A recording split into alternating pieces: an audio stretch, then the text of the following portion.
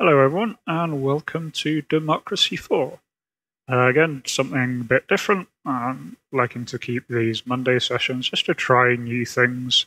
And Democracy 4 has recently been released out of early access, and I have liked the previous games a lot, so I thought I'd pick this up and jump into it. And so, if you've never played this game before, it's a political simulator. You take the reins of a country after just being elected, and then you're free to go about your own way of how to fix that country, with fixing it really being up to you. And for the first game, I think I'm going to go United States of America, with the idea to make America green again. So we really want to improve the economy. That's going to be our party's underlying goal here. The planet's on the verge of destruction. Let's see if we can turn one of the planet's biggest polluters into the planet's lowest polluter. And, get re-elected, stop the economy crashing, all that stuff along the way. So we get various little stats here. A lot of these are just sort of flavor. Most popular food is a cheeseburger. Top tourist destination is the Grand Canyon. But we'll start off here. So our party is going to be the Save the Planet party. And the opposite party is going to be the Dirty Industrialists. Leaving all of the settings as they are by default. And this is America, so a two-party system works pretty well.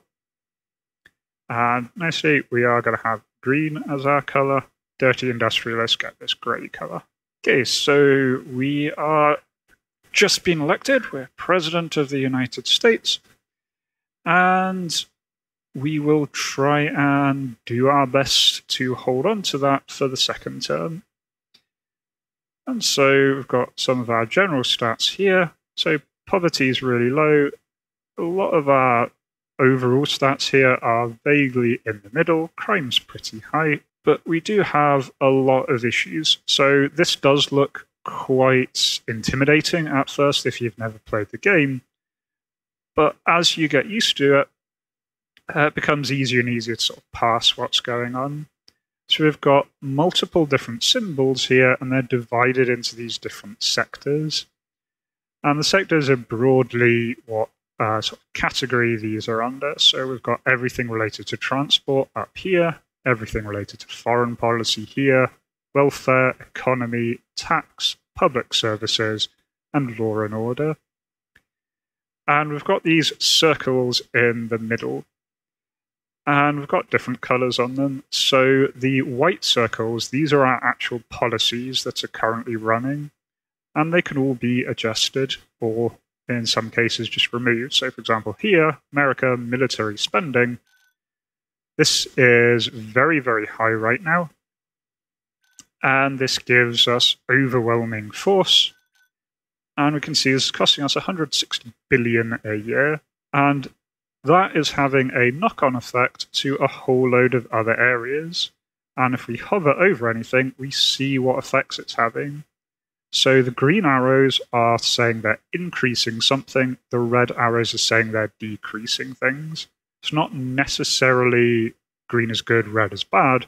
For example, here, military spending, we've got a red arrow going down to unemployment. So because we're spending so much on our military, there's not a lot of unemployment since most people can get a job, one form or the other, in our absolutely bloated military. At the same time, this is making patriots and state employees happy on the left-hand side there, but pissing off the liberals. And so all of these white policies are things that we can affect, we can change. The blue dots around are things that we can't change directly. These are sort of effects for our nation. For example, here we've got racial tension. And so this is just a meter that ticks along. And we can see everything that is impacting it here on the left-hand side and everything that it is affecting on the right-hand side. And again, green means it's increasing this value, red means it's decreasing. So right now, unemployment is increasing racial tension, but citizenship tests and body cameras are reducing racial tension. And in turn, racial tension is having effects on various factors. It's really low right now, and so it is actually increasing our stability, while at the same time, it is decreasing the membership in the Patriot Party. If you have high racial tension, more and more people become patriots. And then lastly, we have these red circles. And these are current crises that are going on right now. And so here I've picked one that we are going to be targeting. This is the environmental protests. So right now we've got nationwide environmental protests, and this is really being caused by the bad environment. So the environment is really pushing this value up. And we've got an added factor to the environmentalist percentage. The more environmentalists there are, the more likely you are to have national environmentalist protests. And this has a negative effect on a few things. So it increases traffic congestion, which is bad. I'm guessing this is largely because this is modeling after the sort of Extinction Rebellion protests, where people are blocking roads and rail lines and things like that. So increasing congestion and having a negative effect on our GDP. At the same time, it's pushing up the environmentalist membership. Lots of people going around waving placards is making people more and more aware. And so let's take a look at these memberships over here. So these are all of our different groups. And so some of these are based on sort of political alignments. You've got capitalists, socialists are there as well. Some are based on things like age. So you've got young, old, you've got poor, rich people. And you also have things like ethnic minorities. And so these are all the things that voters can consider themselves as being. You can just see lightly in the background when I don't hover over it, you've got these little banners, bars. They indicate how much of your population considers themselves to be in that group. So right now, just about everyone is considering themselves to be a capitalist in one form or another. There are very, very few wealthy people, on the other hand. So this being a democracy thing, we really want to focus our efforts on making the most people happy with our decisions. It doesn't matter too much if we piss off a small group, as long as we don't make them too angry. Otherwise, you can get extremists that try and blow you up. And so you can see everyone considers themselves part of the everyone group. And the coloured bars are how happy they currently are with me. So right now, for example, everyone is only moderately happy. Trade unionists are very angry with me, but they're not really a huge proportion of the planet, or the country rather. Socialists and retired people absolutely adore me, but again, there aren't too many of those. One thing to note is a single person can absolutely be a member of multiple different categories here. These aren't mutually exclusive, other than the sort of obvious ones. You're not going to have someone who's poor and wealthy. You can absolutely have someone who is a capitalist, who is rich, who is religious, and is currently retired. So what do we do to start fixing things? There's kind of two approaches. One is that we can affect the policies that already exist here. So we can click on any of these policies. So for example, right here, state schools.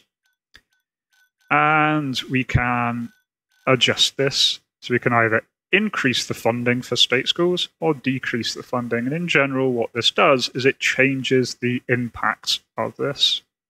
So right now, if we say increase the funding of state schools, that'd have a really negative effect on private schools. Private schools struggle if there is a decent free option for people.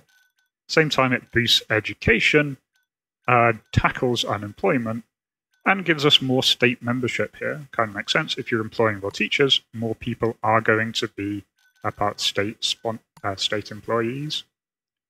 We're not free to just check all of these at once, largely because of this here, our political power. So this change that I've just made here, this would cost us a total of 16 political power. and sorry, 6 political power, and we need 16. So we have a total of 16. And so we have to be very careful. We do get more political power every turn, which is every quarter, I think. But the amount that we get depends on our staff. So we have to be careful. We can save up political power to push through a big decision, or we can do lots of small decisions along the way. We do have this as our currency going through. The other thing that we can do is we can implement our own policies. So new policies here, this lists all policies that we currently do not have active. So anything we have active, we can find on the main screen. But here we can get all sorts of others here. So for example, if we wanted to find a way to raise new money, go to taxes, and we've got a huge amount of tax options that we've got here. So some of these are in blue. These are policies that we do have the political power to push through now. So if we wanted, we could ban cryptocurrency. The ones in red, these are things that we don't currently have enough political power to implement. So for example, the carbon tax, this requires 39 political power. We only have 16, so we'd need to save up a bit if we wanted to push this through. And we can see the rough effects that these would have here. So as you expect, carbon tax reduces CO2 emissions, but it also has a negative effect on GDP, and does annoy people because pretty much everyone does output carbon. So it's going to be costing absolutely everybody. At the same time, it makes environmentalists happy, and likely it will make people who are environmentalists happier overall. This is probably going to outbalance the everyone being annoyed lost. If they're a environmentalist who's also a capitalist and a motorist, they're probably not going to like this overall. Now, there are a lot of issues that we have as America starting, so let's just see what we've got. So we've got antisocial behavior is really, really high. One thing to note here, this is the level in blue. We've got these 2 bars here. So this crisis only starts if the level goes above the red start trigger. And there are all sorts of crises in the background that are currently not active that will be somewhere below this. But once it has started, to get rid of it, we have to push it all the way down below the stop trigger. So it's a really good idea to avoid these crises happening in the first place, rather than trying to fix them once they have occurred. The downside of playing as America is there are a lot of these red things going on. So we've also got alcohol abuse here. We've got prison overcrowding.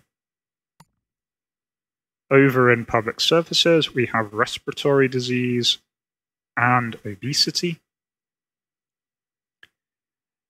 And in terms of our economy, we've got several here. So we've already seen that we've got environmental protests. We've also got a media monopoly here. We've got an uncompetitive economy. And we've got a skills shortage. And on top of that, the other thing that we should keep an eye out for is up here. This is our actual budget. And so right now, America, we are running a $97 billion deficit. And we are $24 trillion in debt. And this isn't a great thing. The more you're in debt, the lower your credit score, and that can really start to hammer you. So ideally, we want to clear out the deficit at the same time as fixing our other problems. And we can see where this is coming from. We're getting $800 billion in income. We've got $900 billion in expenses. So we're going to need to either raise taxes or cut some expenditure along the way. One of the major things that we need to do is deal with our cabinet ministers. So each of the areas has their own minister assigned to them. And each minister has a series of different roles here. So they've got their loyalty to us, which is how likely they are to resign, and also how much political capital they generate. So the more loyal ministers will give us a lot of political capital. You can kind of see this here. This person is very loyal. She's giving us 2 political cabinet per turn. This person's fairly disloyal. She's only giving us 1. We've got other stats here. So they've got experience. Experience will go up as they get the more experience being the minister. And so this increases over time and affects the efficiency of each of your policies in that area. And effectiveness is kind of how good they are at doing it overall. So it's okay to get an inexperienced person who's really good. Their experience will build up at time. And these two together really help us change and make the most of our policies. The more effective they are, the cheaper it is at increasing or decreasing the costs of policies. The more experienced they are, the bigger effect that has. The last one here is this campaigning stat, which I believe is new in this edition. And this is all about how good they are at winning you the next election. So, for example, this person, she's really, really loyal, medium effectiveness, and she's useless at campaigning. Now, what I like to do on the first roll here is just to reshuffle the cabinet. You can change these people out, fire each one for 3 political capital if there's just like one person who's annoying you. But to start with, I really like reshuffling and getting us a decent initial cabinet. So it's going to be a 10 capital hit, which is most of our starting capital, but I think this will be worth it in the long run. I'm just going to kick out everyone that we currently have. Doesn't matter how many, it's just if you want to make things easier and you know you want to keep one, you can. For now, I'm just going to fire everyone. So I'm going to start off with our economic leader. We've got a lot of red areas there, so we're going to need to do quite a bit there. And here's really quite a good person here, Nathaniel Ruiz. He's excellent campaigning. He's pretty loyal, which is something I'm definitely looking for here. He has sympathies with the Conservatives and the Socialists. So if we really piss off these groups, he's going to not like us too much. But I think he's a good balance overall. And he's going to give us 1.6 political capital per tick. I'm not going for the Gabriel Lopez guy for this one, simply because he doesn't actually want a job. He wants transport, tax, or public service. Now, we also have big issues in the public service, so I'm going to focus on that next. And I think Gabriel Lopez gets that job. Otherwise, let's get someone really good on tax if we can. So this guy is nice, very, very loyal. That's what we want. Likes liberal and middle income. So Paul Jones is our tax guy. Let's go for transport. If we want to fix the environment, we are going to have to look into transport quite a bit. I'm actually going to go for this chap, Nicholas Ross. He's not really good, so we'll need to give him experience, but he's incredibly loyal, and so it's going to give us some nice political power to play with. Bob Morris here for Law and Order. Just going to rehire Natalie Chavez as the foreign policy, and then take Lindsay Morales as our welfare. So there we go, there's our new cabinet. And so that should give us quite a lot of political power per turn. So I think, as I said, we want to fix the environment as our main target here. So we need to find ways of boosting this, and that will tackle 2 of our crises. That will get rid of respiratory disease and the environmental protests. As for what's going into our damaged environment here, GDP is having a negative effect, just higher GDP, more industry, more issues, and the car usage is also being an issue there. Now, what I've seen here, we do have pollution controls that is going to take a while to tick in, but we can boost that quite nicely to increase the environment. It is going to annoy capitalists The GDP is going to take a little bit of a hit, but it is going to directly hit CO2 emissions. And so I think that's worth doing. So we're going to have major fines for people who are polluting too much. I think I'm going to bank the remaining 3 points and advance the turn. Okay, so each turn we get a little bit of an update. One thing that's an issue here is that we are just about to trigger the drug addiction crisis. So you can see here what that is meaning. We are above the green stop line right now, and this is sort of going back in time. You can see we're just about to hit the start trigger. So we need to do something about this. And so we can see what's here. Armed police is having a big negative impact on this, as is private healthcare. State health service really isn't helping much.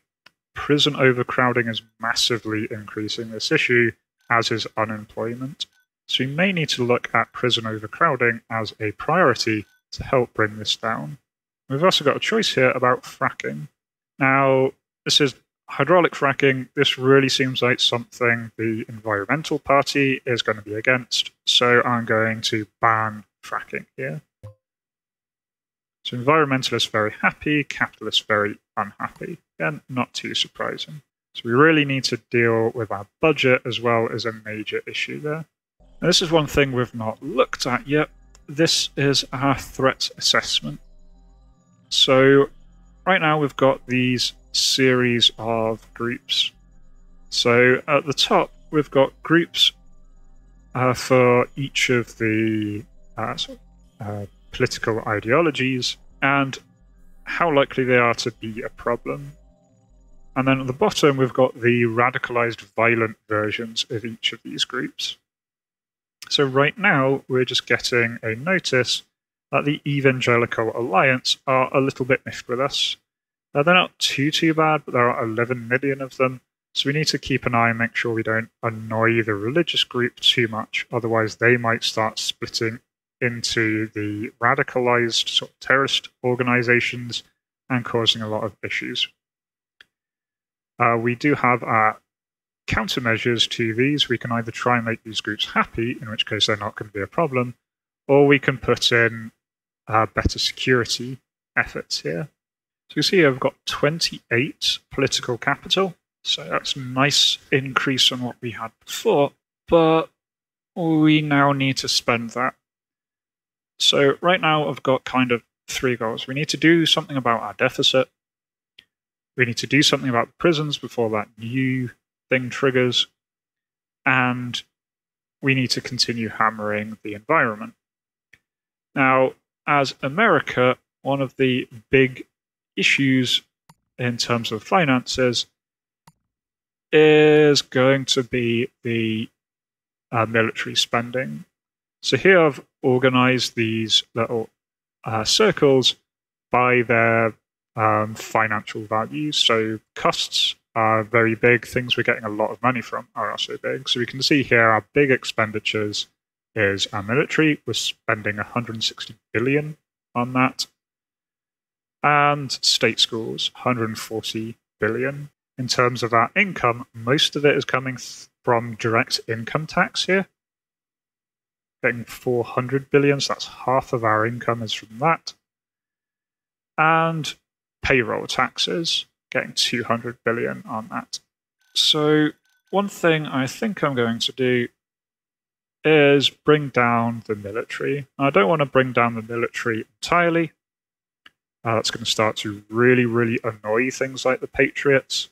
At the same time, we want to cut a lot of our expenditure here. So I think I'm going to adjust it just here to the well-trained level.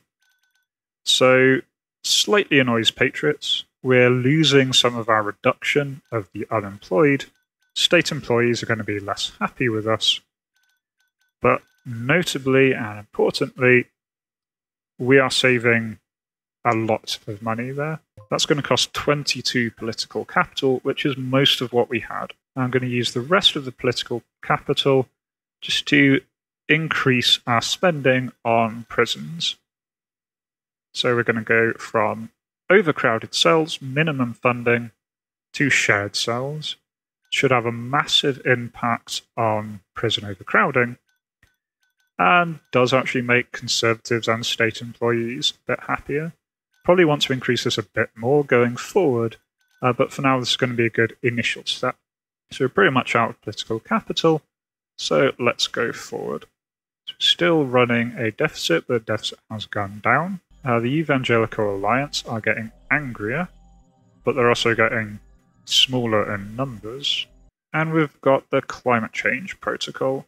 So again, we're going for the Environmental Party, so we do want to ratify the protocol. We're already taking steps in that direction, so that should be fine. You can see here, prison overcrowding has gone right down, but look at that, next turn, we should have got rid of that. So that's one big bonus that we've managed to do, and hopefully that will avoid us triggering that other crisis. So right now, one of the big issues for the environment is the car usage. And so we really want to do our best to deal with that section. And so I think I want to handle this in a couple of different ways. One thing, I want to push electric car initiative. It's going to lower our oil demand, but make motorists happy, increase the membership of environmentalists, which is really important. If we're going to be making the environmentalist faction happy, let's make sure we've got a load of them. And it will directly impact the environment and also increase electric car transition. So we're going to whack this up to full. This is a net benefit to everything here.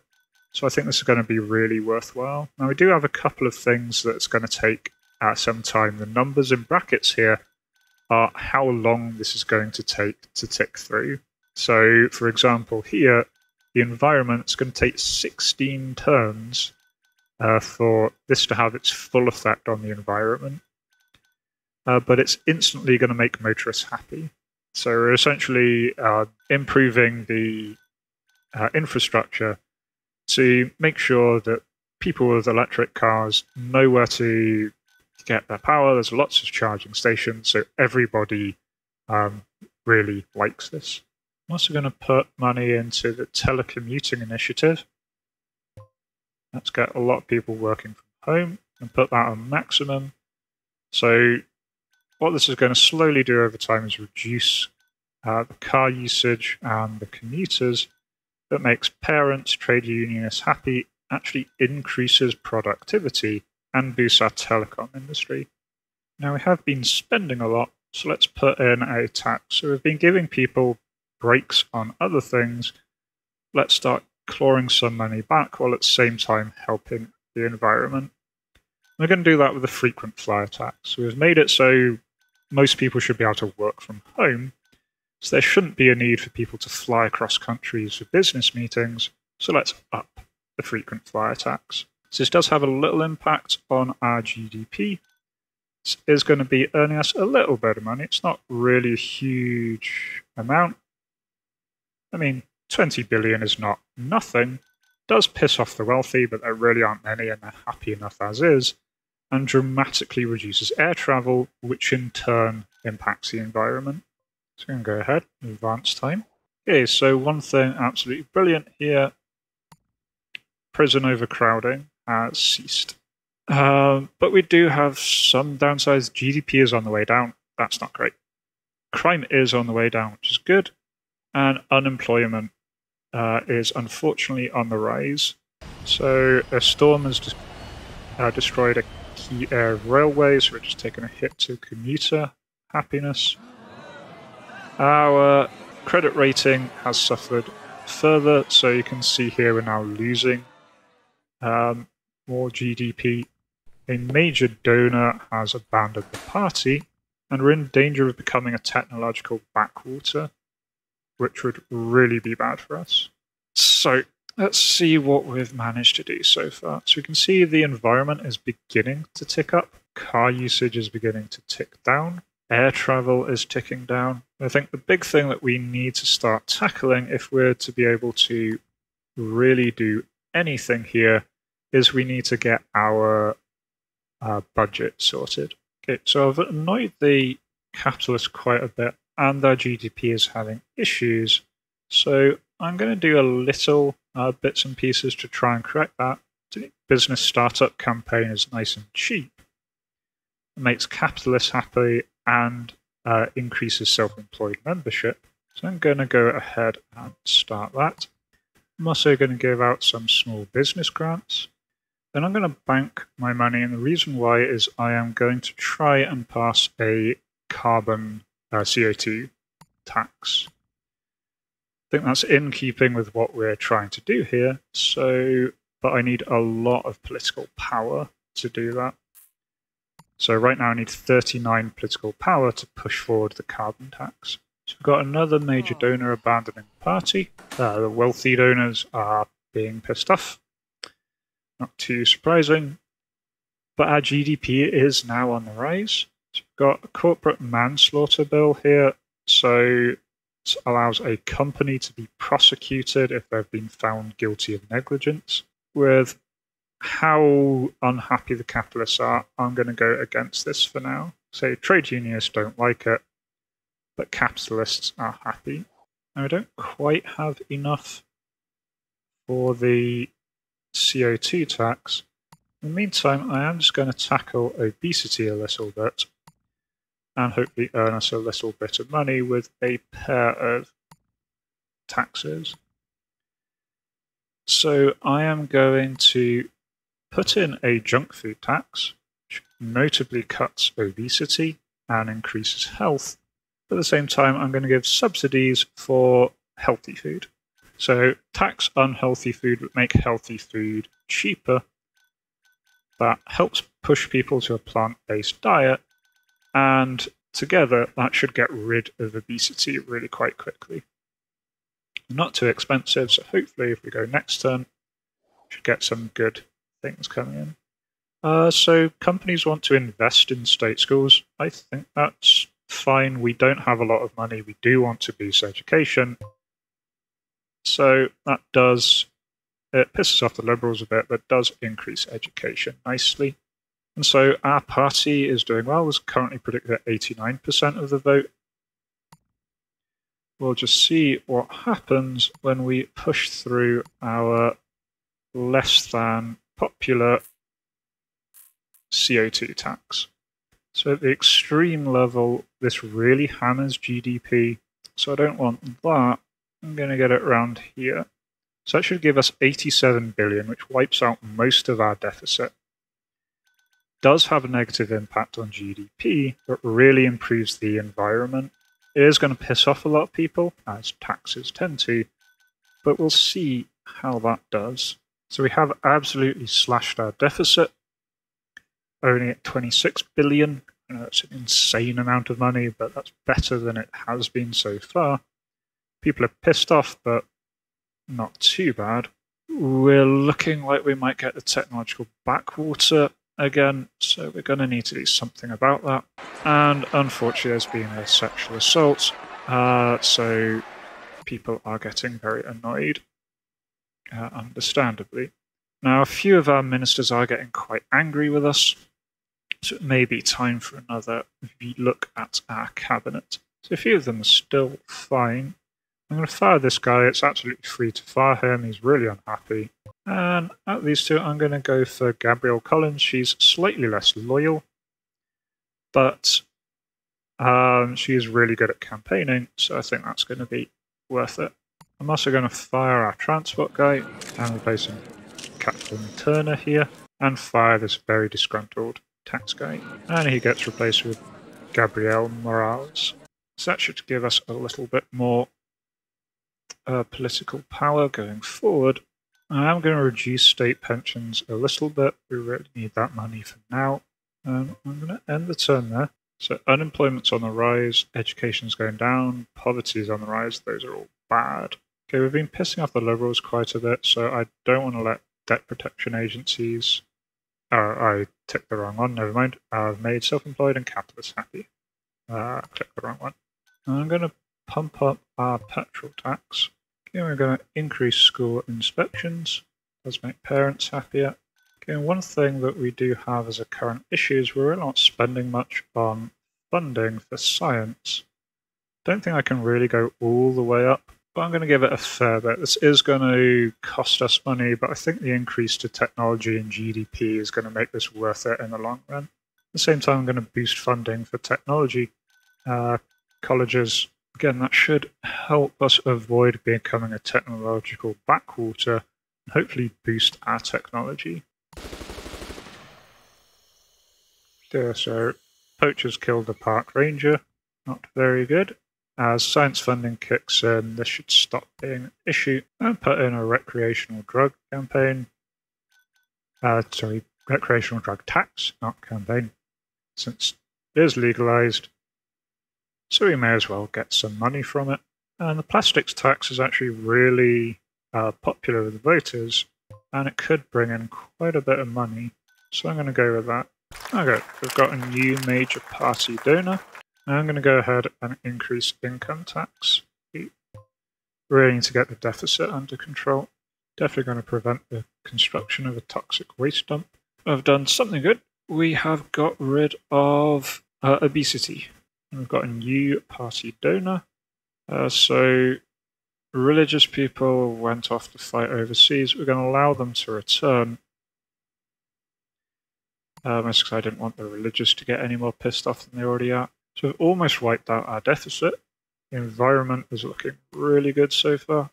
And I'm going to implement a CO2 campaign, mostly to boost the membership of environmentalists. The more environmentalists we have, the more votes we get, since we are really popular with them.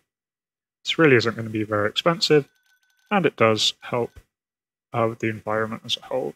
I am going to spend some of our money again. I know I keep doing this, but we are having issues with our education. I'm going to give university grants here. So this is going to be expensive, especially if I implement it in full like I want to. This gives a massive boost to education. State employees, parents, youth are all happy. Does increase socialism and state employee membership, but has a massive hit on unemployment, massive hit on generational wealth gap, and a huge hit on skill shortages, which is one of our main targets. So that is going to cost us in the short term, but I think that is going to help us in the long term. So if we can bring down skill shortages, that really helps GDP, and hopefully that will also eventually help us get this uncompetitive economy going. So major foreign ally is very annoyed with us. Unemployment is nicely going down. Health is going up. I'm going to cut back on state schools a bit, save some money that we're using for the education, the university education, so I think that's going to be worth it. The GDP is absolutely tanking right now. So as a company failing, we're going to bail them out, but we are going to take partial ownership. Unfortunately, the economy is in a bit of a nosedive right now. So we are now close enough to the election that we can start doing campaign speeches and try and get ourselves re-elected. Right now we're quite comfortable.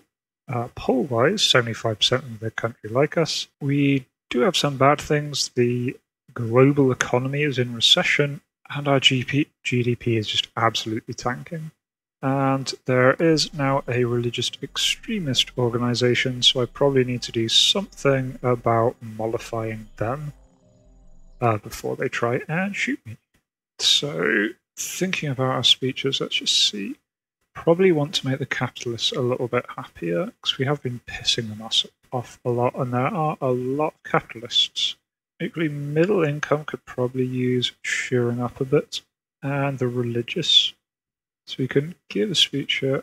So we can make the capitalists very happy. We can make the conservatives very happy at the cost of small happiness for the liberals. And we've got one soundbite here just to make middle income happy, but not annoy anyone else. I think that should work quite well. So let's give that speech. Okay, so they definitely like the first bit about improving the economy.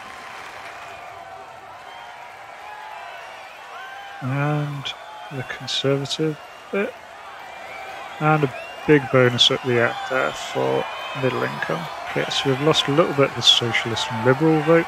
That's not too bad. Gained a lot on the capitalists, middle income, and conservatives. Bright side, our skill shortage is dropping dramatically, so hopefully that will go away soon. And get rid of our economics guy. He does have quite a lot of it. Actually, I might keep him around for the election. However, tax person isn't very good at campaigning and doesn't have a lot of loyalty, so let's replace her. I'm also going to get rid of foreign policy. Got a really good candidate here.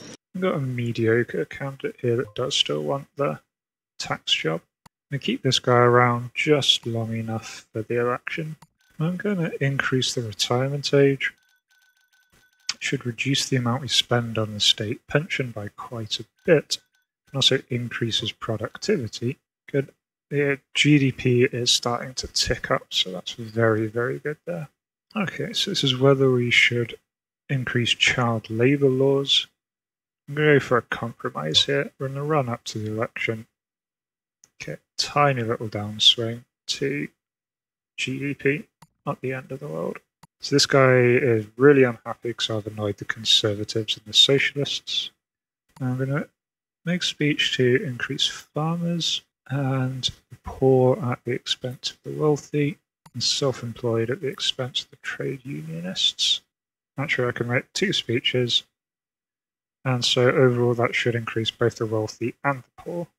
So they just cancel each other out, but overall should be good. Oops. Okay, really should have just let go. That's just the order it's doing it in, that's fine. So overall that did work out.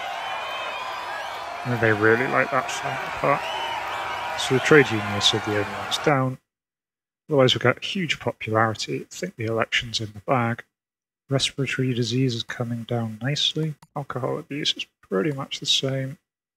Antisocial behaviour is pretty much the same. I think I want to save up some political power to tax Bitcoin or crypto in general. Brilliant. Okay. Environmental protests have ceased. So that's going to be a big boom to our GDP.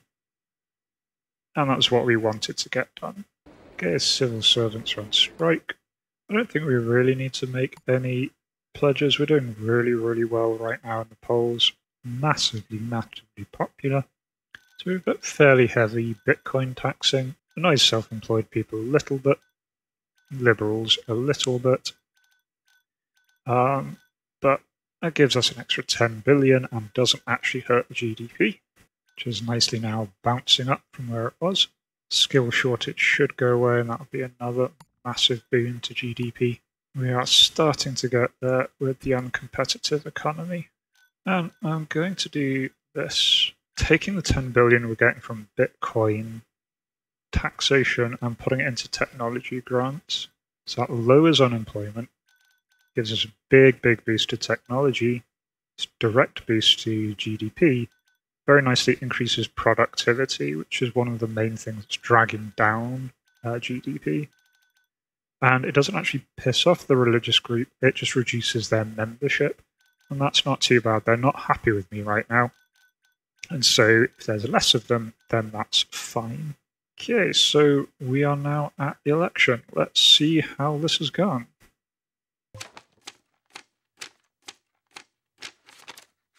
Looks like we are solidly in the lead here. Yep, absolutely easy majority, 84%. Most people didn't turn out to vote, but that's fine. Hardly anyone voted for our opponents. You can see here all across the board we're being voted in. And I can see what we've done in our first term here. We have absolutely slashed CO2 emissions. Oil demand and travel, we've massively improved the environment. So that's exactly what we wanted to do. Traffic congestion is way, way down. We have rather ruined the economy as a small aside. But health is going up, and we are actually increasing our productivity here. And a lot of these things are down. This is our big failing, I think, is the GDP. Crime is down.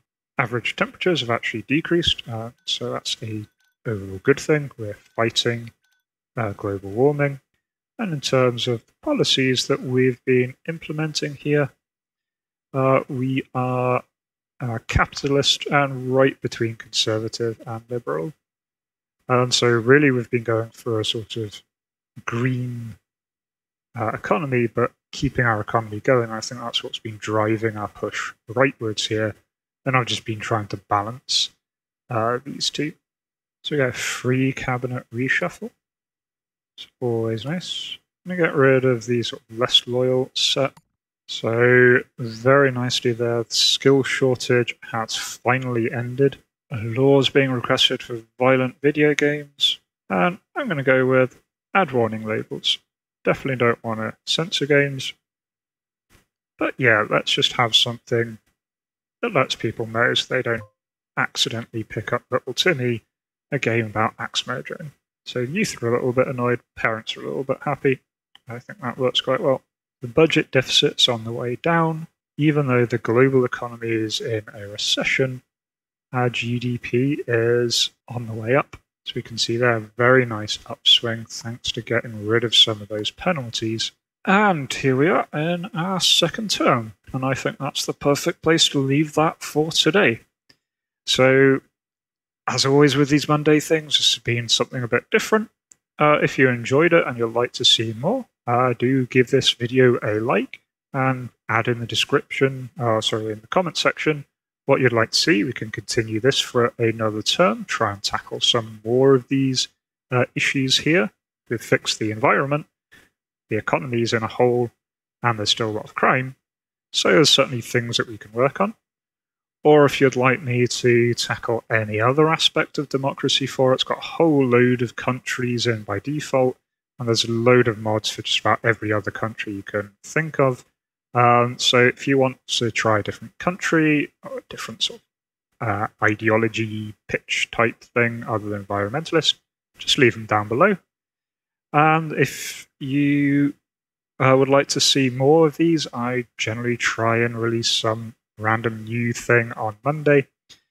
But I will, of course, be keeping up with my flight sims.